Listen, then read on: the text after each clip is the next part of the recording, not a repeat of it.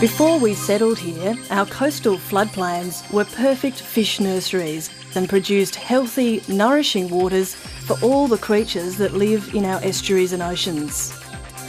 The rising tide used to spread out over vast wetlands, which created a rich and diverse ecology, providing all the special needs of a thriving fish community. Occasional king tides and floods would spill over the natural river levee banks and hold water in the floodplain wetlands for several months at a time, allowing young fish and prawns to grow in a food-rich environment sheltered from predators. Many of the important fish species in eastern Australia spawn in our ocean surf zones and off the coastal river mouths. The young fish then swim upstream into the estuaries, creeks and wetlands to grow in these important nursery areas. After reaching maturity, they in turn make their way back out to the ocean to breed. We now know that our estuaries are the nurseries of our fish stocks. And to have healthy oceans, we must have healthy wetlands on our coast. Since we settled here, over 90% of our wetlands were cleared and drained to provide more dry land for towns, roads and farms.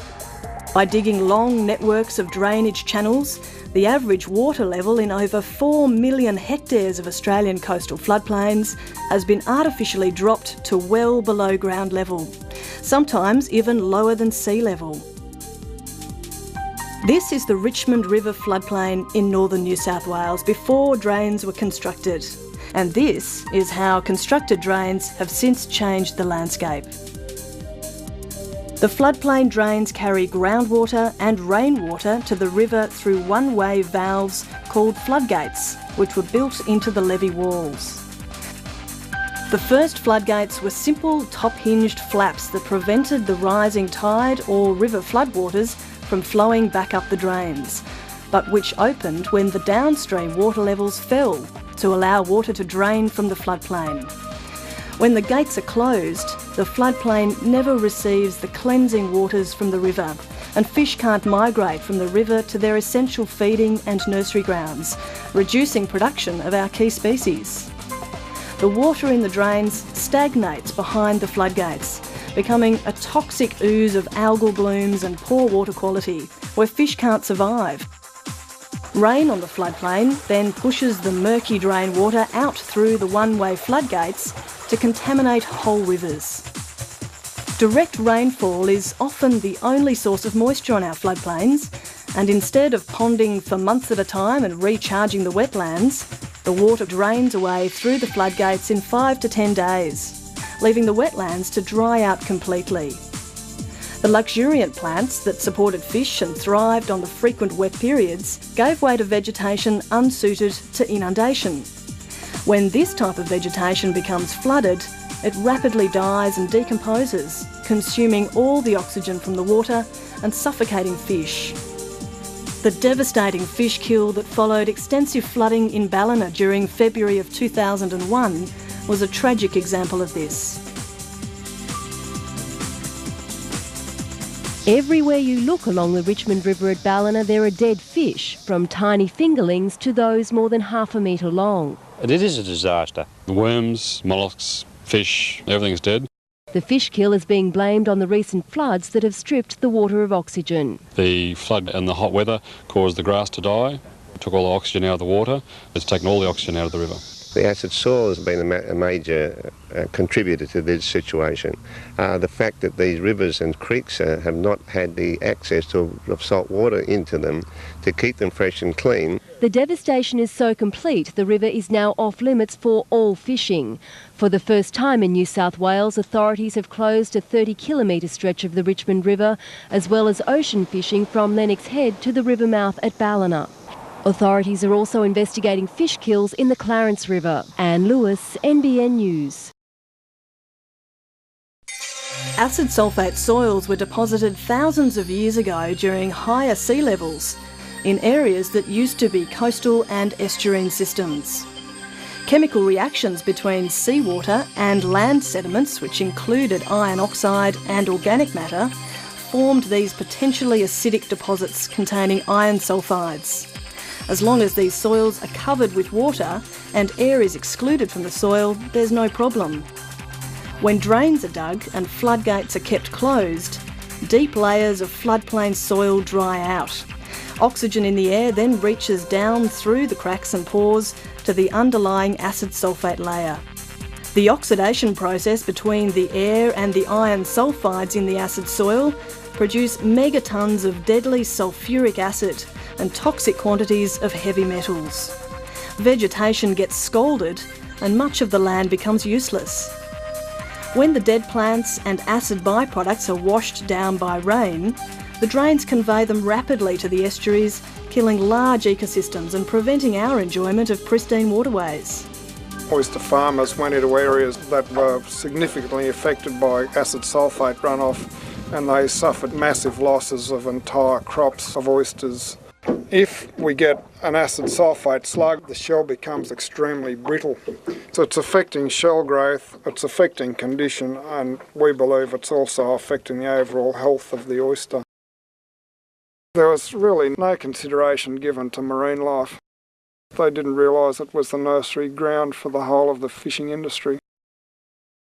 We got a bit carried away with flood mitigation, and the farmers were as much to blame. We wanted it done, and the floodgates were designed to drain it out, and drain it out too deeply as well. In the drought years it was really bad. There was nothing here at all, like a desert really. Floodgates were closed to actually dry the landscape out, and of course that didn't work. The drains were put in the early days thinking that they were going to farm more country, but in practice it never really worked. People thought if they drained the lower lands, they'd be able to grow crops on them. We know now that that can't be done. What's the point in spending so much money and stuffing the ecosystem around so much, just so people can continue with this practice? Because the water flow is reduced behind floodgates, they tend to drop out all the particles in the water, and some of those have been shown to be extremely toxic. In the fish kills in 2001, the Richmond River, 30-kilometre stretch of river was absolutely devastated. There's a whole range of different organisms which have died and haven't returned to those areas because they've been drained. These are very important areas which have been lost, both to recreational and commercial fishermen, as a source of fish stock. These floodplains are really important places for production of fish. The carbon and the nutrients that come out of these wetlands were significant drivers for our commercial fisheries. As we floodgated the whole system, we also built these levees, so the floods that used to go out over the floodplain no longer occur. Those areas also once supported huge numbers of birds and frogs. Since the drainage of the system, the water's come out of the peat and the land's actually quite a bit lower than it once was. Deep drainage has parched our low swamp country to such an extent that widespread fires can now burn uncontrollably down through the peat for months at a time, removing the thick layer of organic matter and worsening the acid effect. Acid released from the dried out floodplains also corrodes concrete, iron and steel, and many of our bridges and marine structures have been damaged. Floodgates placed across natural creeks have acted as a physical barrier to fish passage. Floodgates, by excluding natural tidal flows, also encourage freshwater systems to develop in the previously salt-tolerant upstream areas. This has resulted in massive changes to the types of fish communities that can now live in those systems, as well as changes in entire vegetation communities and floodplain farming practices. The original wetland plant species tolerated being underwater quite well. The new plant species were unable to tolerate inundation, and during floods quickly died and decomposed, stripping all the oxygen from the water and suffocating fish. Weeds begin to colonise the drier streambed. Farmers and councils spend time and money in their removal, often by using expensive toxic chemical sprays. Stagnant drains in acid sulphate soil can accumulate quantities of monosulfidic black ooze.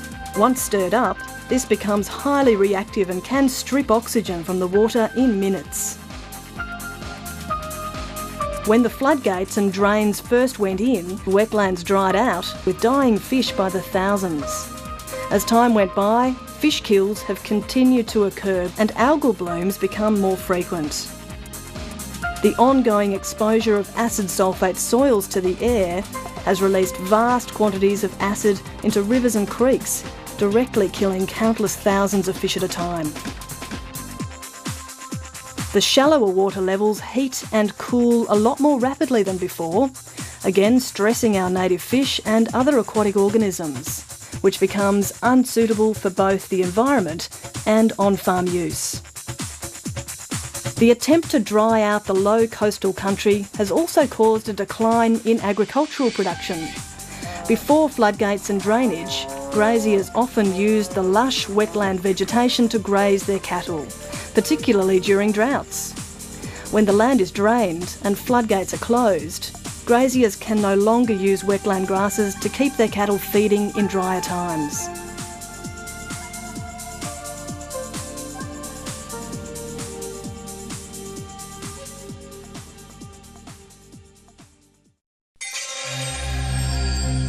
Our extensive research and monitoring has uncovered the devastating impacts of floodgates. The Department of Primary Industries, with funding support from the Environmental Trust, has joined forces with local councils and floodplain landholders to tackle the problem. Through the simple but effective technique of opening floodgates through non-flood times, better water flows and improved fish passage are readily achieved. We've got to keep a bit of water on the swamp because by its nature the swamp is meant to have water in it, and without it it's not much good. We modified the floodgates. We just try and maintain 8 or 10 inches of water in there, get rid of the acid sulphate that's in there at the same time. If that acid layer is covered with water so that no air can get to it, it's not a problem. Now that we hold more water out there, there's less oxidation of the pyritic material, and as a subsequence, less manufacture and export of acid. Putting water back on the lowlands solves 90% of the problems. We've had to build various types of dropboard systems to hold the water on once we put it back out there. Otherwise it just ran in with one tide and out with the other. We've got up to 20,000 millisiemens we've put on pasture in the last dry spell, where we let the water flush in and out and never close the system. We could use this salt water for 25,000 millisiemens and it wasn't hurting a thing. Put it on and you've got to keep it on and keep it going. Don't put a bit on and let it evaporate. The whole secret to all this country is it's supposed to have a certain groundwater height, and that's what we should be maintaining, groundwater. We're trying to have it good in the dry time as well. This is the little Broadwater in the Clarence, and this is one of the areas that Fisheries have been working at trying to get some fish habitat back, and been working very closely with the Clarence River County Council that manage the floodgate structure, and also with the University of New England. They're doing some monitoring of the vegetation changes over time here with us. And Wetland Care Australia have found some funding to pay the landholders here a stewardship payment, which means that instead of grazing cattle on these areas where they previously did, we're actually paying them some money to keep the cattle off, reflooding that area with some water which is brackish, and trying to regenerate this wetland and see what happens there. We've commissioned Brian Green from Southern Cross University to do a study of the actual fish use of the Little Broadwater, and he's found there's already bream in there, there's prawns, there's catfish, there's eels, there's a number of species which are now using the Little Broadwater, whereas before it was bone dry, there was nothing there. The landholders that work here are the key to the whole success of the project. During the drier times of the year, there's always going to be some water in here, so there's always going to be some growth. We'll be keeping an eye on exactly how that pasture productivity changes and provide a year-round source of fodder for cattle. We've been asked to monitor the vegetation changes that are associated with the reintroduction of saline water through floodgate manipulation. And as you get the ecological dynamics of the whole system, as water levels change, the species move backwards and forwards, and given time there should be pretty good recovery. There are a number of well-engineered designs that can easily be adapted to old floodgates so that fish can flourish while still safeguarding human interests on land. These designs allowed controlled amounts of water through the floodgates at those times when it isn't flooding, a process known as active management. Winches raise the whole floodgate out of the water and allow continual flows in and out of the system. They need manual intervention to open or close them when a flood is predicted. Sluices are a hole cut into the floodgate with a sliding metal panel. These allow for a measured amount of water further upstream and reduce the need for ongoing manual intervention. Tidal gates float. As the downstream water levels rise, the float lifts and closes the panel shut, preventing water going upstream during a flood or extreme high tide. As the water level falls again, the float drops and opens the aperture again. The beauty of this system is that once the tidal gate is installed, it requires no further intervention to operate. Fish quickly move upstream through the open gates and use the once closed areas to grow. Farmers and fishermen have been delighted to see huge schools of fish, prawns and crabs where they hadn't been seen for years, with all the ongoing benefits for wildlife and the economy. The seafood industry in New South Wales generates over $500 million of economic activity each year, with strong potential growth if our floodgates, floodplains and waterways are well managed. Probably the best way to manage your floodgates is to keep them open as long as you possibly can. That way you get the maximum benefits. Our prime aim is to maintain flood protection, but with the development of tidal gates and the fact they've been in place now for a couple of years, we're getting more and more comfortable and we're happier about them. And we're getting more and more landowners coming along to us and saying we wouldn't mind water exchange in our creek or in our drain, so it's actually moving ahead in leaps and bounds. Pay a little bit of money to the farmers, provide them with that extension advice and assistance and allow them to manage on our behalf. From the last storm events, we've had pretty good water quality here. That's actually been really pleasing. We haven't had acid discharges. So what we're trying to do is manage these drains so that we can reduce the acid drainage into the river system and improve water quality. What we've done here with this system is actually allowed some water flow back into a natural creek system that hasn't had natural sort of exchange of tidal flows for the last 30 years. New South Wales Fisheries were successful in securing funding support from the federal government's Natural Heritage Trust to find the number of floodgates in northern New South Wales and assess their condition and suitability for rehabilitation works. Over 1,000 floodgates were recorded, in addition to information such as the length of the system behind each floodgate, its habitat value, and the willingness of neighbouring landholders to be involved in rehabilitation trials. As a response to the massive fish kills in the Richmond, Clarence and Macleay rivers in 2001, New South Wales Fisheries were funded by the New South Wales Government's Environmental Trust Program to implement 50 floodgate openings in these major northern New South Wales catchments. Councils and farmers were interested in opening their floodgates in non-flood periods to reduce potential for future fish kills. Over 600 kilometres of waterways have now been reopened to fish passage and improved tidal flushing.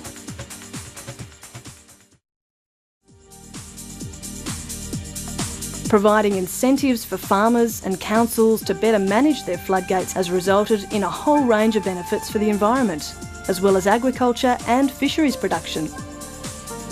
Catchments in other areas of Australia could also benefit from implementing similar programs of improved floodplain management. With your floodgates open, you'll see more fish, you'll see better water quality, and in fact you'll see some improved productivity from the landscape. Now with the inundation and the movement of the water, the oxygen levels are up to 6 and 7 milligrams per litre throughout the system, which is really good. And I've been throughout here on many occasions and seen lots and lots of fish up there, and everything seems to be working well. We actually deliver water to that wetland area in the major drought while the rest of the plains were screaming out for water. This particular farmer had the capacity to not only carry his own stock but to adjust. Another advantage of keeping wetlands intact is the mitigating effect on occasional severe winter frosts. The high water levels keep the temperatures for wetland vegetation fairly high, preventing local frosts and dieback of plant species, again ensuring a reliable source of winter feed for cattle. Areas with less water are far more likely to heavy frosts and economic losses. Floodplain agriculture has benefited from opened floodgates. Pasture growth is often better, more resilient, and harmonious with fish and marine life.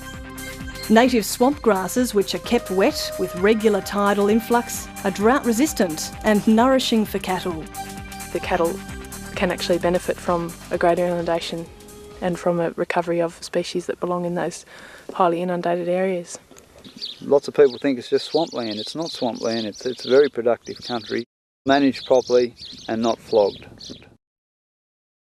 Where the water tolerant grasses are, I'm more than happy to have them because they're as productive as the species that I introduce up in the front country. We're using the same system to drain off excess water after a flood, but we're using it to put water back on this land in a dry time. It maintains the swamp vegetation and birds and animals. It also helps farmers produce buffalo grass that their cattle can eat. If that swamp was to catch on fire like it did a couple of years ago, now in that situation, as we've done before over in the Belmore in certain areas, we actually lifted up the floodgates to assist in that firefighting arrangement. It's not just farmers that benefit from these floodgate openings, but everybody does. Thriving tourist economies, such as recreational fishing and boating, also rely on keeping our waterways alive. Once floodgates are managed to allow active flows and water levels to return to wetlands, the wetlands soon begin to operate again as water filters, fish nurseries and bird and frog habitat. There's some very happy birds out there, and the one thing I noticed in the area that's grazed, you're getting quite a bit of an algae coming through, I think because of the nutrients that the cattle are putting into the wetland, and the fish are eating that algae and have a lot more freedom to move around in the areas where the cattle have actually had some impact. So I think in these early stages, that's allowing greater fish habitat benefit and greater food sources for the fish. And then the birds, more fish, more birds, and everybody's happy. Extensive before and after monitoring of fish populations have shown that actively managed systems have more fish and a greater range of species than unmanaged systems. Regular water quality monitoring has revealed rapid improvements in dissolved oxygen levels, pH values, and more moderate fluctuations in water temperature following floodgate openings. Vegetation monitoring following floodgate modifications have demonstrated more robust wetland plant communities, as well as agricultural improvements from enhanced pasture grass production.